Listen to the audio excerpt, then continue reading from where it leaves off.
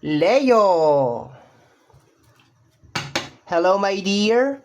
Welcome back sa ating YouTube channel. My name is RJ, your tarot card reader.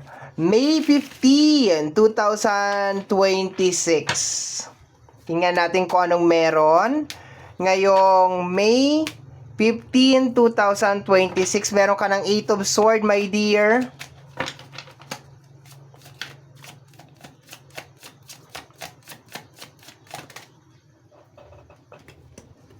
Okay, sakto na. 5 of Sword, Queen of Sword. Okay, 8 of Sword, 5 of Sword, Queen of Sword. Okay. So, kuha tayo ng oracle card for you, my dear. Anong meron ngayong May 15, 2026 para sa area ni Leo? Anong mga kinakailangan po namin malaman? Party time. Okay. Party time. Ayan o. Nakita ba? Okay. Kumakain si ate natin. Okay. Okay. We have here status upgrade. Very nice. Okay. So far, ang ganda ng energy, ha. Ang ganda-ganda ng energy. And nakaturo siya kay Queen of Swords, oh. May arrow papunta kay Queen of Swords. Okay. Status upgrade. Tapos nakaturo kay Queen of Swords. So, i-highlight natin yan later. Tingnan natin. Isa pa. Leo. I was afraid that you would reject me if I share my feelings with you. Okay. Okay, so na-analyze ko na ang iyong card. Start tayo sa Tarot. Okay, 8 of Sword, 5 of Sword, and the Queen of Sword. Puro sword. Okay, so ano nangyayari dito, my dear? Sa energy ng 8 of Swords, sinasabi dito or nare-receive ko na energy is nasa isang sitwasyon ka, my dear, na i-combine na natin yung 8 of Swords at saka yung 5 of Swords. Okay, combine na natin sila kasi magkadugtong yung message. Okay, nasa isang sitwasyon ka, my dear, na hindi mo gusto. Nasa isang situation ka, my dear, na meron mga tao na pinagmamasdan ka lang or pinanunood ka lang, my dear, na nag-i-struggle. Nasa isang sitwasyon ka, my dear, na posibleng pagkailangan mo ng tulong, nawawala tong mga tao na to. Okay? So, possible na meron ka ring tinotolerate, okay, sa energy ng Queen of Swords, okay? Pinipilit mong intindihin, pinipilit mong unawain, my dear, yung isang situation over here. Yun ang nakukuha ko. So, ang maliwanag na message dito, my dear, is posible na nalalagay ka sa energy ng 8 of Swords nang dahil sa kagagawan ng ibang tao. Okay, yun ang nakukuha ko dito.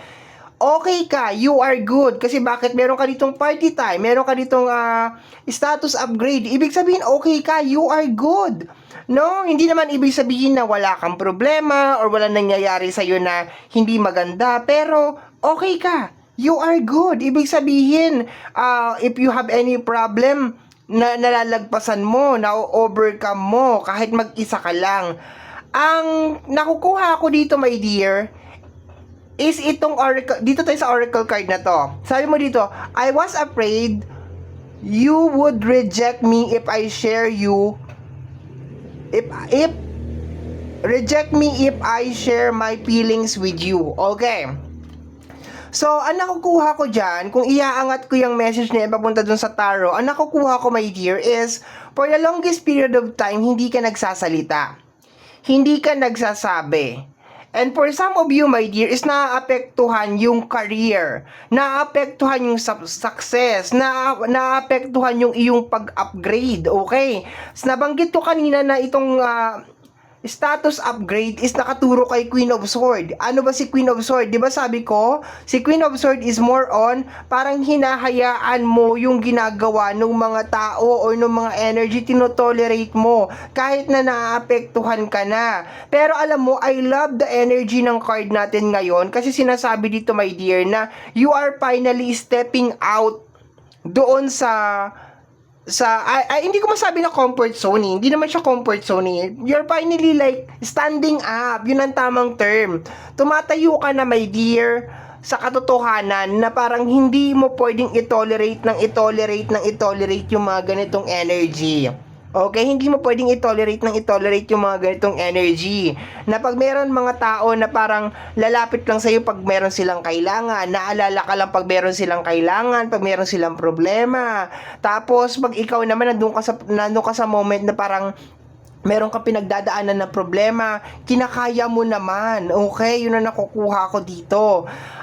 If just in case, my dear, may nangyayari sa'yo ngayon, and ang nagiging number one issue mo is walang tumutulong sa'yo, congratulations, kasi sinasabi ng card na to na ma-overcome mo yung challenges na yan. Okay? Ma-overcome mo yung challenge na yan. Meron ka ditong energy ng party time, energy to ng celebration, meron ka ditong energy ng upgrade. Okay? So, kung meron kang pinagdadaanan ngayon and then iniwanan ka ng mga tao sa paligid mo or nalagay ka sa isang sitwasyon, my dear, na alanganin dahil sa kagagawan ng ibang tao, I would like to congratulate you, my dear Leo, because sinasabi ng card dito na yes, ma-overcome mo yan.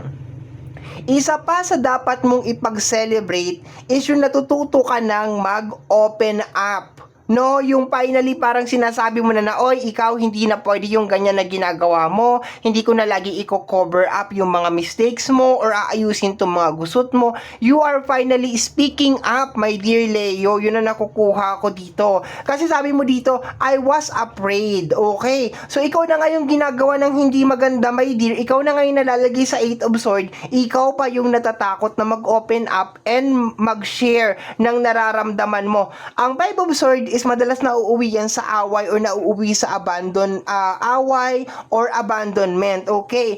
Probably, baka pag nag-open up ka, my dear, nagsasabi ka, sinasabi mo yung side mo, sinasabi mo yung nararamdaman mo, nauuwi sa away. Okay? Pero ang nakukuha ko dito, my dear, is you are finally like complaining, okay? Complaining in a nice way naman, my dear Leo. Nagko-complain ka na, oy, hindi na pwede yung ganito kasi tao din ako, may problema din ako, di ba? Yung mga ganon. O kaya problema mo yan, solusyonan mo yan.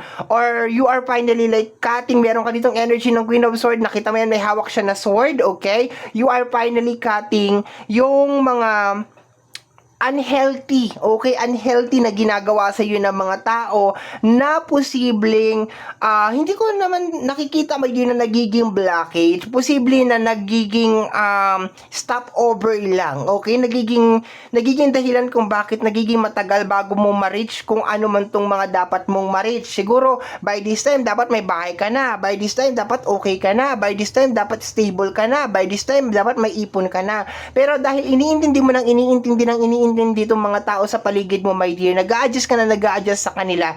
Kaya ang nangyayari, my dear, yung mga success mo is nadi-delay. Okay? Hindi ko sinasabi, my dear, na hindi nangyayari yung mga bagay na gusto mo. Nangyayari siya. It is just more on nadi-delay because of you are maraming factor eh. Posibleng sinasalo mo yung problema ng iba, kino-cover mo yung problema ng iba, tinotolerate mo yung maling gawain ng iba, hindi ka nagsasalita. Maybe somebody is actually using you, no, pinapakinabangan ka lang, ginagamit ka lang kasi nakikita, my dear, na magaling ka in troubleshooting, di ba? Kaya siya, dahil marami siyang problema, lalapit siya sa'yo, ipapatroubleshoot niya sa'yo, my dear, yung mga problema niya. So yun ang nakukuha ko dito, my dear, sa ating reading. I'm so happy because sinasabi ng card dito na meron kang status upgrade. Maganda yon kasi level up yun sa buhay. Okay? Meron ka mga ma-achieve dito, my dear. Probably baka makabili ka nga dito ng brand new car very very soon. Okay? Meron ka ditong isi-celebrate, my dear, okay? Ang nakukuha ko talaga dito, my dear, is isang sitwasyon na posibleng pinipilit mong ayusin, pinipilit mong itama, okay? And sinasabi dito, my dear, na ma-overcome mo siya. Pero ang pinakauna na dapat mo ipag-celebrate or ang pinakauna na isi-celebrate mo dito, my dear, is yung finally nagsasalita ka na. Kino-correct mo na yung mga dapat i-correct at hindi mo na tinotolerate yung mga bagay na dapat hindi naman talaga tinotolerate. Okay? So, napakaganda, my dear, na reading para sa iyo. Reading to, my dear, para sa May 15, 2026. Okay? So, my dear, yan ang nasagap natin na energy and I hope and pray na nakatulong, my dear, yung ginawa natin na reading. Maraming salamat po. Thank you, Leo.